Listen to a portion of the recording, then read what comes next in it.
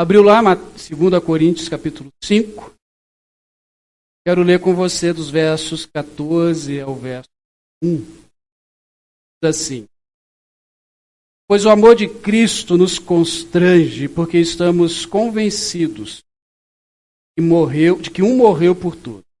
Todos logo morreram. Ele morreu por todos, para aqueles que já não vivam mais para si mesmos, mas para aquele que por eles morreu. De modo que de agora em diante, a ninguém mais consideremos do ponto de vista humano, ainda que antes tenhamos considerado a Cristo desta forma. Agora já não o consideramos assim. Verso 17. Portanto, se alguém está em Cristo, é nova criação. Coisas antigas já passaram. Eis que surgiram coisas novas. Tudo isso provém de Deus, que nos reconciliou consigo mesmo por meio de Cristo e nos deu o ministério da reconciliação. Ou seja, Deus em Cristo estava reconciliando consigo o mundo, não lançando em conta os pecados dos homens, e nos confiou a mensagem da reconciliação. Portanto, somos embaixadores de Cristo, como se Deus estivesse fazendo o seu apelo por nosso intermédio. Por amor a Cristo, reconciliem-se com Deus. Deus tornou o pecado por nós, aquele que não tinha pecado, para que nele nós tornássemos. Eu ia falar sobre mudança. Ser cristão precisa passar por mudança. Não tem como estar com esse Deus, nós não mudar. Nós não sermos transformados. Santo Espírito, pela sua palavra, tirar de nós os nossos pecados, era Ele que tire. E a gente pensa que pecado são aqueles crimes horrendos, são aquelas coisas absurdas, muito extravagantes. E a gente vai fazendo uma escala, isso aqui é pecado, isso aqui. Aliás, hoje, na sociedade que vivemos, é até difícil usar essa palavra pecado. Falar que a pessoa entra em alguns conflitos sociais com essas pessoas. Mas pecado é pecado, e a palavra de Deus não mudou isso. E ela diz que a gente tem que amar o pecador, ou amar o seu pecado. Reconciliar o pecador com Deus, vai dizer, vai e não peque. Continua amor, sim, mas ele é justiça. Pecado é tudo aquilo que vai contra a vontade de Deus. Tudo aquilo que contraria essa vontade. Tudo aquilo que eu coloco como meus desejos, como meus princípios, e digo para Deus, olha, o Senhor está errado, eu não concordo com isso, quero viver a vida do meu jeito. Pecado. Pecado é a rebelião contra Deus. Talvez você pense, mas pastor, eu não estou em rebelião contra Deus. A partir do momento que é os meus desejos que prevalecem, é uma rebelião. Quando eu não cedo ou me rendo, João gosta de falar isso na hora do cores, né? Você já percebeu. Quando você não se rende, se render é o que? Se entregar. Se entregar é deixar Deus tomar conta. Porque nós não fomos salvos, ou Deus não pensou em você e em mim, lá na eternidade, por causa dos nossos méritos. Deus não enviou Jesus Cristo e a gente não conquista a salvação pelos nossos méritos. Tudo isso acontece pelo mérito de Cristo. E nós o reconhecemos. E nesse reconhecer eu preciso dizer, eu preciso mudar. De outro jeito. Não dá para ser dessa forma. A vida é assim, e a melhor dádiva do ser humano é entender que ele pode mudar. Ele pode ser novo homem, uma nova mulher, mudar o seu jeito de ser. Porque se não for assim, as coisas não avançam, a gente fica tropeçando. Não dá para ser a mesma coisa sempre. E aí a gente vê aqui em 2 Coríntios que a gente tem uma esperança. Uma esperança para a nossa vida, uma esperança de mudança, uma mudança não exterior. Porque mudança exterior é fácil. A gente fazer uma cara de mudança, da ética, é fácil. Mudanças acontecem de dentro para fora. Lembre-se, eu estou falando das questões espirituais, eu estou falando de uma vida social com Deus. A mudança precisa acontecer dentro do meu coração, das minhas atitudes. Porque Ele providenciou algo que gera mudança, que se chama graça. Essa mudança que acontece nas nossas vidas acontece através da graça de Jesus. E o que é graça? A gente já assim, decorou a definição, né? A graça é um favor imerecido. Sim, mas vai sempre além disso. Já viu que a gente se cumprimenta graça e paz? Não esqueça um dia que uma pessoa que visitou a igreja perguntou: vocês se cumprimentam graça e paz porque o nome da igreja é batizado? Não. Ele se cumprimenta graça e paz porque, primeiro, graça, quando eu digo assim, graça e paz, irmã, graça é a restauração. É entender que eu fui salvo pela graça. Então eu estou dizendo, olha, que essa salvação na sua vida aconteça todos os dias. Lembre disso, está sendo restaurado. Quando eu digo graça para alguém, eu estou dizendo assim, olha, você não merecia, mas Deus te agraciou.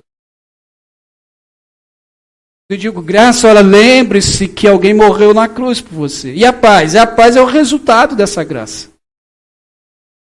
A paz, a graça é a minha restauração diante de Deus, Deus me restaurando, me salvando, me mudando, e com isso eu tenho paz. E essa paz, ela independe, você já ouviu eu falar isso, do momento que eu estou passando. Ela independe se eu estou bem financeiramente, de saúde. Essa paz está dizendo o seguinte, olha, ainda que o mundo está caindo, tenho paz porque Deus está comigo. Tenho paz porque eu sei que isso vai passar. Não passar aqui, passa no céu. Mas passa. Sei que Ele está cuidando de mim. Como eu disse para os irmãos um tempo atrás. O colega pastor perguntou se eu vivia um sobrenatural no CTI. Eu falei, não. Apareceu uma loira de madrugada e me disse assim, essa noite, esse dia, vai ser curada. Depois de a loira era uma enfermeira que trabalhava ali, que conhece a Samira. Que era um anjo, né? Vestido de preto, né? Não de branco. Era uma funcionária que estava lá. Não vivi sobrenatural, mas uma coisa eu vivi no CTI. Paz. Em paz. Isso que é a graça e a paz, é saber que mesmo diante dessas lutas, a gente não sabe o que vai acontecer. Em breve eu vou trazer um sermão falando sobre... A gente não sabe do dia de amanhã, tem um título para isso, eu não vou dizer. Mas o que eu queria trazer para você é que essa graça e essa paz precisam fazer com que a gente mude. Mude o nosso jeito de ver as coisas, o nosso jeito de amar a Deus, de adorar a Deus, porque a gente sempre espera as coisas tudo muito redondinhas. A gente espera, inclusive, que o outro mude. Mas o primeiro passo da mudança precisa. Eu sempre gosto de dizer que casais brigam. Aí eles vêm nos procurar. Digo sempre que quem procura primeiro é que está mais maduro para buscar o conserto e a melhora. É que deu o primeiro passo. Normalmente, os homens são os mais difíceis. Sempre tem a razão. E diz, eu não vou perdoar porque foi ela que deu o primeiro passo, foi ela que não sei o quê. E aí eu tenho um texto clássico, em Efésios capítulo 5, diz que Paulo vai dizer o seguinte, maridos, amem suas esposas assim como Cristo amou a igreja. Pergunto para ele, como que Jesus amou a igreja? A maioria deles, homens, passaram pelo A maioria deles fala assim, morrer. Falei, então isso você tem que fazer. Louco, pastor. Morrer nas tuas vontades, morrer nos teus desejos, morrer na tua bobagem. Ele deu o primeiro passo. Morreu na cruz. Mudança. Mudança de vida. E nós temos um Deus que media por nós, através do seu. 1 Timóteo 2, 5 e 6 diz, porque há um só Deus, e um só mediador entre Deus e os homens, Jesus Cristo homem, o qual se deu a si mesmo a preço de redenção por todos, para servir de testemunhos. A mudança acontece quando eu começo a olhar já para Cristo. E essa mudança acontece de forma integral na nossa vida. O que 2 Coríntios 5, 14, 21 quer nos mostrar e nos ajudar é justamente a vencer essas questões da nossa mudança. Ele já vai nos dizendo que a gente precisa, nessa mudança, ser atraídos pelo amor de Cristo. O verso 14 diz que esse amor nos constrange. E não é um constranger, né? Às vezes a gente fala assim, poxa, me constrangendo na frente dos amigos. Não é um constranger de envergonhar. Semana eu falava com uma empresa e eu estava comentando na empresa do Paulo, e eu falei que o português, a gente sempre tem que tomar cuidado com as palavras. E algumas palavras têm duplo sentido, duplo significado. E o constranger não é porque estou sendo envergonhado, mas o constranger é aquele que me move. Esse amor de Cristo me move a alguma coisa, me move a mudança. Me move a falar do seu amor, ele me impulsiona, me empurra. É isso que o apóstolo Paulo está dizendo. Esse amor de Cristo me empurra para alguma coisa. Ele me empurra a viver de forma diferente. Ele me empurra para frente para ser transformado. Se a gente tirar o amor de Cristo da terra, tenta imaginar aí. 19 de fevereiro de 2023, o amor de Cristo foi retirado da terra. Não tem mais amor de Deus, Deus não ama mais a humanidade. O que sobra? Não sobra nada.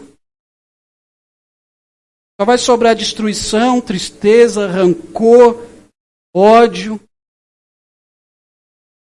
E se você olhar uma pessoa que não é constrangida, que não tem o amor de Deus sobre ela, é isso que você vê.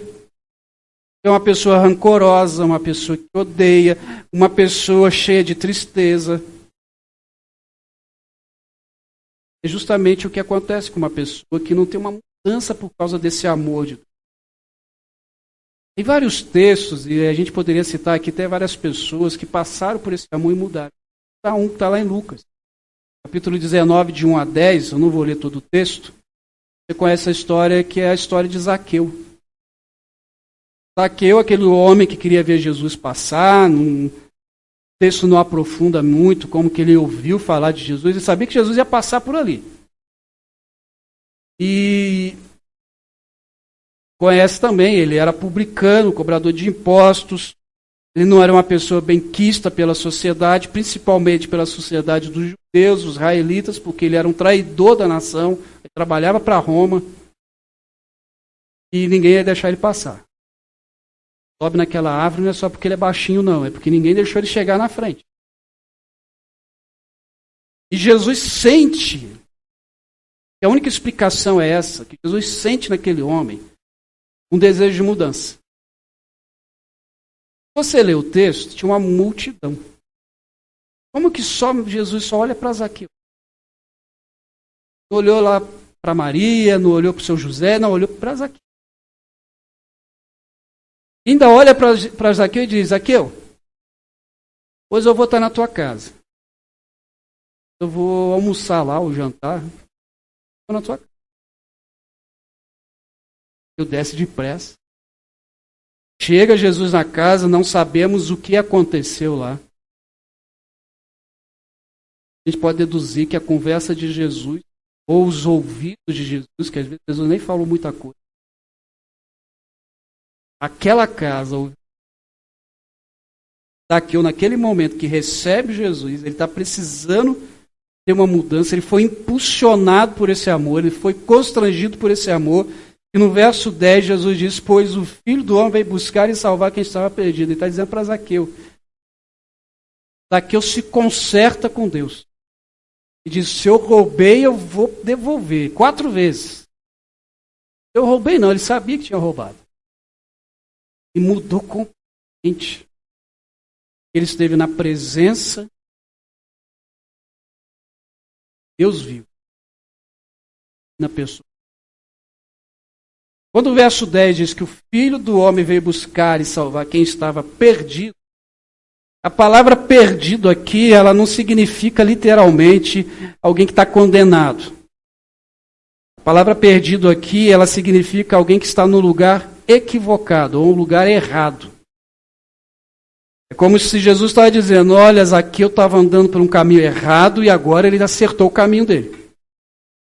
É algo que está assim fora do lugar, você coloca no lugar de novo. Está no lugar equivocado. Jesus está dizendo: olha, ele agora está no caminho certo. E antes estava ali meio perdidão, ele está no lugar certo. Porque ele foi encontrar-se com esse amor que constrói. E aí eu deixo você com uma pergunta para ir para casa, você responde para você mesmo, responde no teu pequeno grupo durante essa semana. O que você precisa permitir que seja impulsionado por esse amor na sua vida? O que você precisa mudar? Está no lugar errado, porque você está perdido, está perdido. Deixar esse amor te colocar no lugar correto. O que precisa? Esse amor ele foi demonstrado não de lábios. Esse amor ele foi demonstrado com atitude em uma cruz. Esse amor ele nos transforma e nos constrange porque ele nos mostra que nós somos chamados para sair de nós mesmos. E esse é um fator interessante da graça. A mudança de sair de mim mesmo. Sair das minhas vontades, de sair da minha própria glória. Porque é entre nós. Você já conversou com gente que só fala dela mesmo? Gente que quando você está ali, só fala de dela é melhor, os filhos são melhores, o marido ou a esposa é melhor, a casa e o carro é melhor. Já conversou com gente assim? O que dá vontade de fazer? Vazar. Não dá. Você às vezes está precisando abrir o coração, uma pessoa só falta botar no espelho e cantar aquele hino que eu já ensinei para os irmãos. Tão grande és tu. Olhando para o espelho. O Paulo, em verso 5, capítulo 5, verso 15, 2 Coríntios, diz que ele morreu por todos para que aqueles que vivem já não vivam mais para si mesmos, mas para aquele que por eles morreu e ressuscitou. O apóstolo Paulo está dizendo: olha, agora vocês não vivem mais para vocês, vivem para Cristo. A partir do momento que você não vive mais para você, você precisa também viver para o outro, porque agora Cristo mudou a sua vida. Cristo te transformou. Ele pagou um preço muito alto por você. Assim como lá em Zaqueu, que aquele homem parou de pensar nele mesmo, ele começou a devolver o que ele roubou, ele começou a olhar que ele precisava ter uma mudança radical, ele para de olhar para si. Ele olha para Jesus, que o transforma, olha para o outro. Me faz lembrar uma historinha, já contei aqui, você vai relembrar se você não ouviu.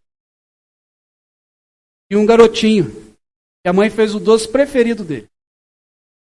Com uma felicidade. E aí a avó dele morava perto da casa e a mãe disse: leva lá pega um pote lá e leva um pouco desse doce para sua avó, que ela gosta demais desse doce. Pensou, está muito doce. Então ele pegou o menor pote da mãe dele. O menor tapué da mãe dele. Botou lá o docinho, não encheu. Minha avó mora sozinha. Levou. Chegou lá, a avó tinha feito um doce de abóbora delicioso que ele amava. E aí falou assim, olha, eu vou lavar o pote que você trouxe e você levar esse doce para você. E aí ela colocou o doce de abóbora no pote, chegou em casa, e aí a mãe viu que o pote estava cheio e falou, ô filho, o que houve aí no pote? Trouxe o doce. Não, a avó fez o doce de abóbora que eu gosto, mas ela é muito mesquinha, mãe. Olha o tamanho do pote que ela me mandou. Mas quem levou o pote? Quem que foi o mesquinho? Se levasse um pote maior, e a nossa vida está sentada em nós mesmos. Reclamamos que Deus nos dá pouco. O quanto você está se entregando para Ele. O quanto de verdade você está amando a Ele. O quanto de verdade você se entrega para Ele. Ele já entregou tudo. O pote dele foi muito grande. O pote dele foi a cruz.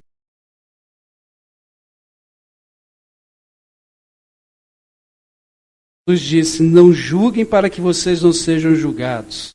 Pois da mesma forma que julgarem, serão julgados. E a medida que usarem, também será usada para a medida. Está dizendo, olha, toma cuidado. Toma cuidado com o jeito que você fala. Antes de falar, olhe para você. Antes de dizer do pote que a vovó mandou doce, olha o pote que você levou para a vovó. É isso que ele está dizendo. Olha como que você está lidando com ele. O que você, que eu merecíamos, não era a graça. Era o inferno. Era a vida de sofrimento, mas Ele nos concedeu salvação, a eternidade. Então, nesse sentido, nós somos convidados a passar por um radical. Irmãos, a gente está vivendo um tempo, ser cristão, parece que virou moda. Porém, não tem mudança. Não tem mudança. Fico admirado, eu sempre comento isso com a Paula, que a gente anda lá em Teresópolis. Pelo menos uns 70%, 80% das lojas, a gente ouve hinos. A gente viu um monte de gente com Bíblia debaixo do braço. Igrejas lotadas. Muito cheio. Lá acontece uma coisa que aqui no sul não acontece. Natal e Ano Novo é os dias que os mais enchem. Porém, não tem mudança na cidade. Olha o Rio de Janeiro. A gente pode dizer que a gente conhece. Violência só aumenta. Emprego só aumenta. Eu fico me questionando, porque aonde entra o Evangelho, há mudança. Num estado que tem maiores igrejas, um monte de igrejas, não está mudando. E a mudança não acontece com o templo cheio. Dias de Espírito.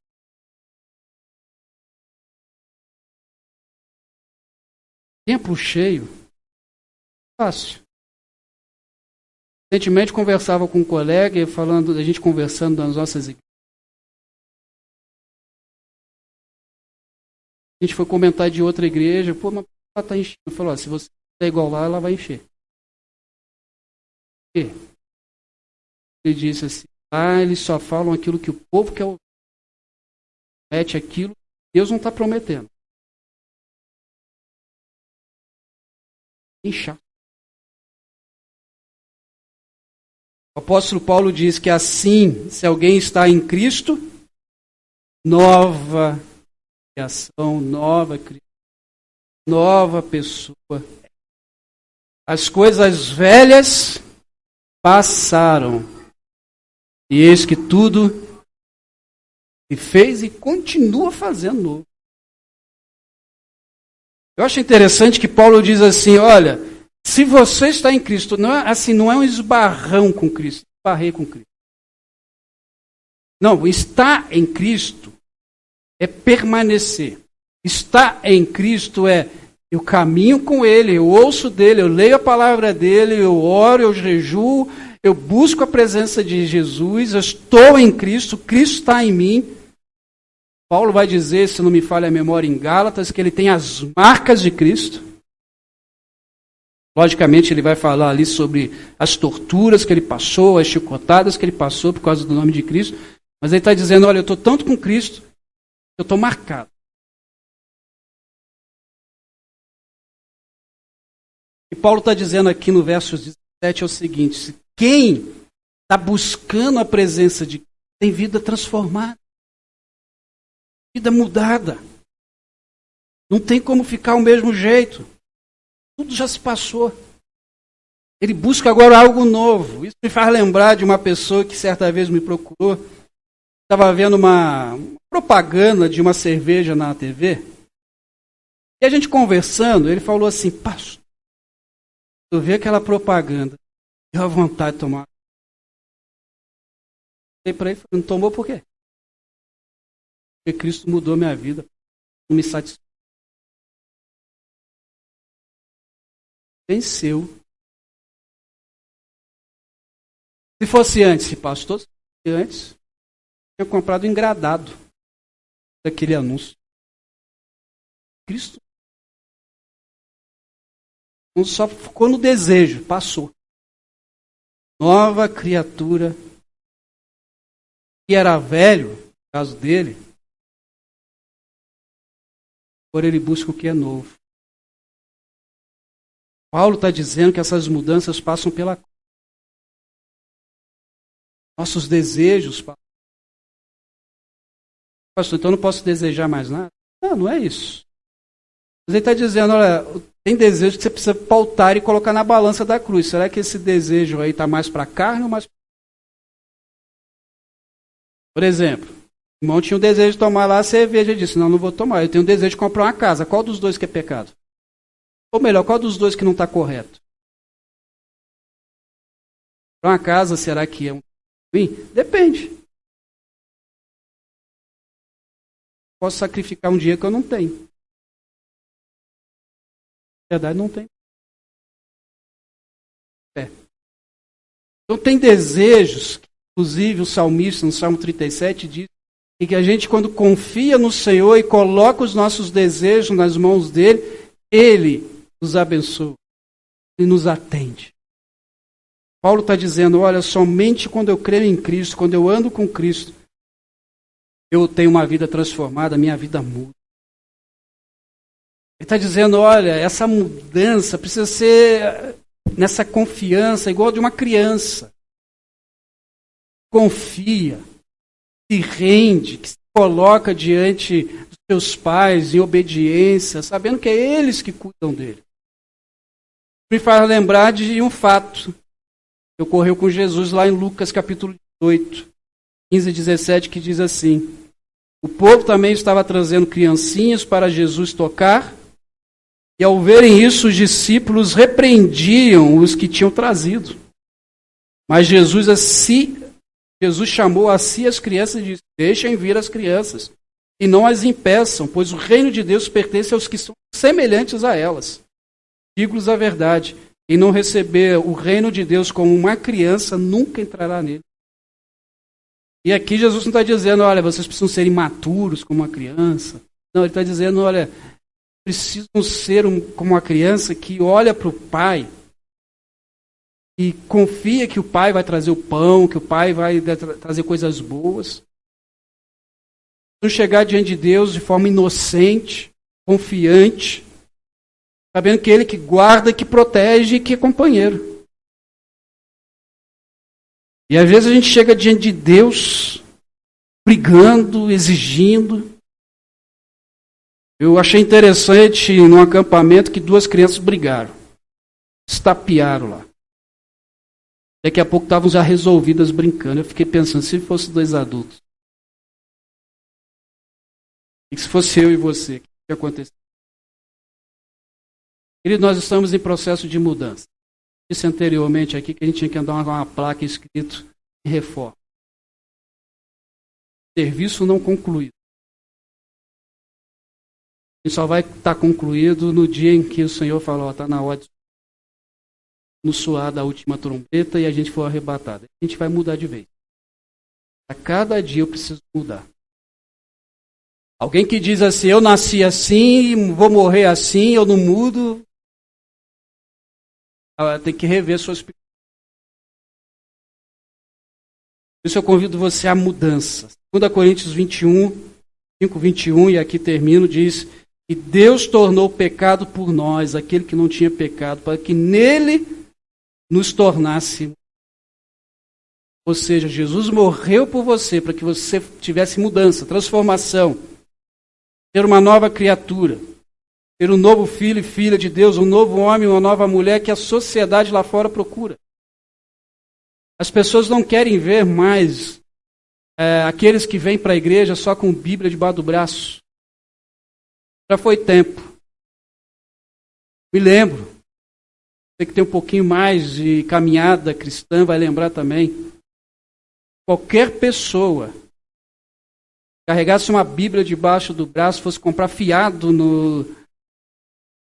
eu esqueci o nome que se usa. Na venda. Deu tempo por isso. Na venda. As pessoas falam, pode vender, paga. Lembra disso? Pastor, inclusive, falou, não, esse aí é pastor. Não, pastor, não precisa nem assinar. Porém, hoje, se não assinar a promissória registrada em cartório, não compra. Quando fala que é pastor, vai falar, ih! E não teve mais mudança. Mudanças, às vezes, aparecem pela roupa. Interior. Pessoas precisam olhar para você e para mim e dizer, aí você pode. O Espírito Santo de Deus mude nós possamos, nesse momento, nova criatura.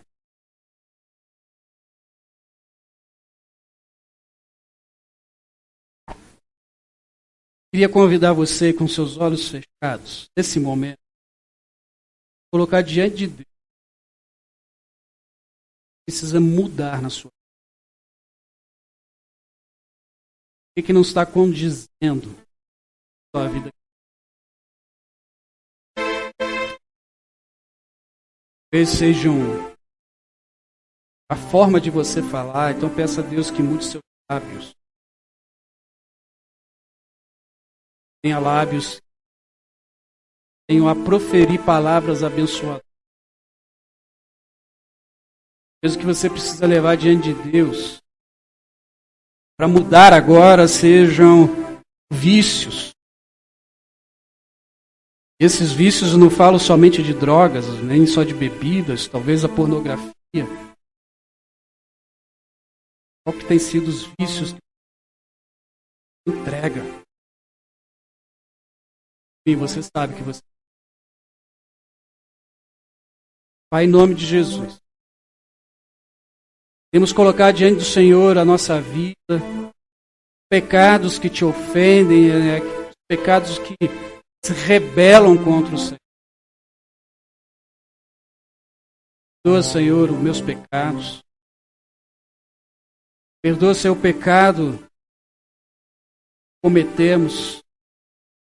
E talvez tenham sido esses, ó Pai querido, que tem emperrado o crescimento do Teu reino, o avanço da Tua igreja.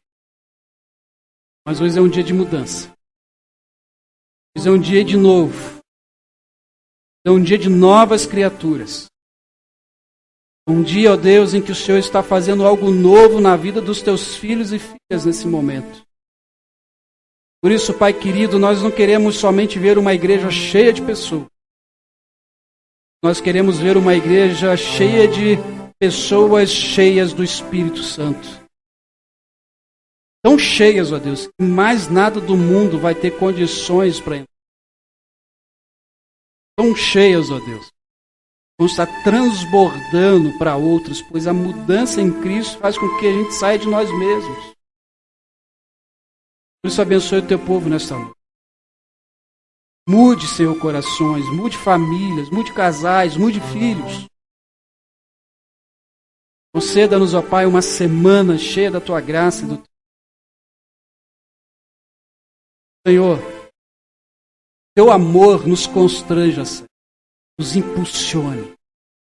Que a Tua graça, ó Deus, seja a nosso desejo diário, nossa motivação diária. Senhor, possamos saber que Teu Espírito Santo nos consola constantemente. Leve Teu povo em paz. Que ore o nome. Deus abençoe você. Lembrando, terça-feira, temos o nosso dia da comunhão lá na casa da irmã Delcira. Várias informações, você procura a irmã Marcela. Dá uns abraços aí. Então, amarrote umas camisas. Agora a gente pode falar isso, né? Pode, né, Samira? Pode falar para amarrotar a camisa. Deus te dê uma semana abençoadora. Amém.